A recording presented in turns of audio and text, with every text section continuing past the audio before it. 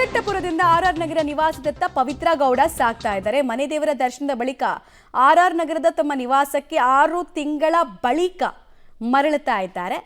ಇದೇ ವೇಳೆ ಮಾಧ್ಯಮದವರನ್ನು ನೋಡಿ ಧನ್ಯವಾದ ಅಂತ ಹೇಳಿ ಹೊರಟರು ಅನ್ನೋದು ಕೂಡ ಗೊತ್ತಾಗ್ತಾ ಇರುವಂತಹ ವಿಚಾರ. ಆರ್ ನಗರ ನಿವಾಸದಲ್ಲಿ ಇವ್ರನ್ನ ಬರಮಾಡ್ಕೊಳ್ಬೇಕು ಅಂತಾನೆ ಕುಟುಂಬದವರು ಬೆಳಗ್ಗೆಯಿಂದ ತಯಾರಿಗಳನ್ನು ಮಾಡ್ಕೊಳ್ತಾ ಇದ್ರು. ಪವಿತ್ರಾಗೆ ಇಷ್ಟದ ತಿನಿಸುಗಳನ್ನ ಮಾಡಬೇಕು ಅಂತ ಕೂಡ ಒಂದಷ್ಟು ರೆಡಿ ಆಗ್ತಾ ಇದ್ರು ಅನ್ನೋದು ಕೇಳ್ಪಡ್ತಾ ಇದ್ವಿ.